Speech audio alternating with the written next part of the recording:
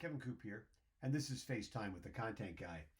So it's been kind of interesting to read some of the recommendations that people are making about how the public sector should deal with the economic fallout from the COVID-19 coronavirus pandemic.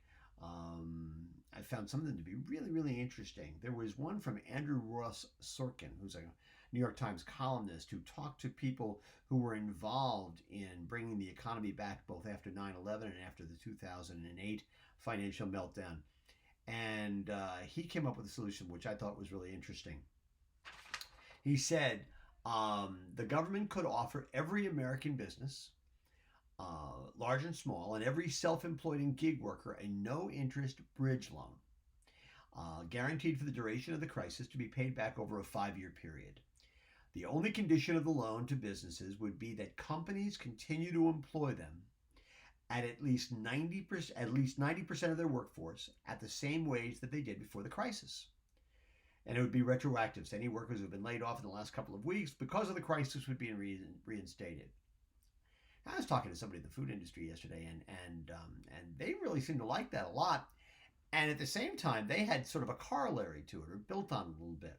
Because one of the things they thought that the government could do is they could make loans to business, short-term business loans, to mostly to small businesses as opposed to big businesses.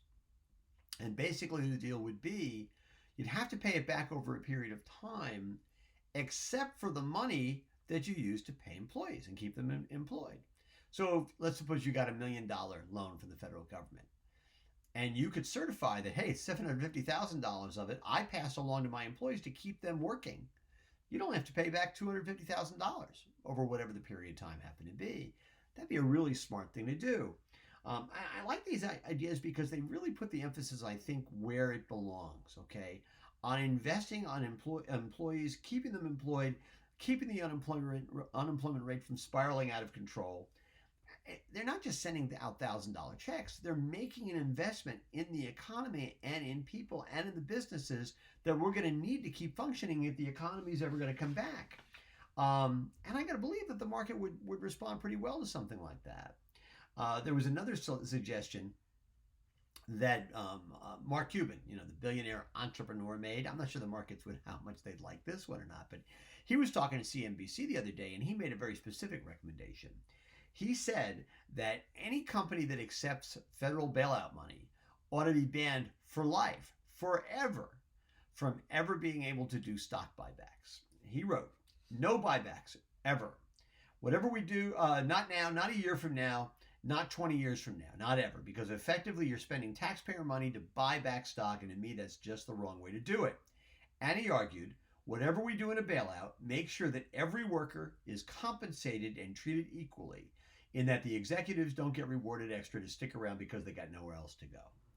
I'm totally with him on that. I mean, you go back and check the Morning News Beat archives, and I was saying that in 2008.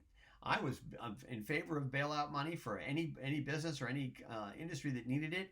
But I said the one thing you have to do is make sure that the money is being spread around to the employees and not just being used to give executives raises, to reward investors, and to buy back stock. To me, those are the wrong things to do with federal money. Listen, I think if the government wants to invest in the economy, it makes sense to seed the ground, as opposed to sweeten the rarefied air where some of these executives live. Now, listen, I'm not alone in thinking that some of the economic damage we're going to see is probably going to exceed the healthcare damage that we're going to see. And I don't want to diminish the sacrifices and the pain that a lot of people are feeling as they see their friends and family victimized by this pandemic. I just hope as leaders look at their options, okay, what they do is they try and think about creative, out-of-the-box investing in the economy that will have long-term implications as opposed to offering some short-term rewards.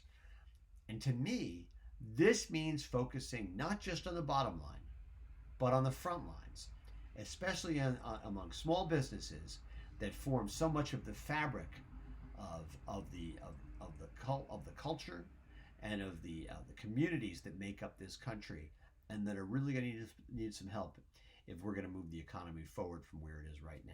Anyway, That's what's on my mind this morning. And as always, I want to hear what's on your mind.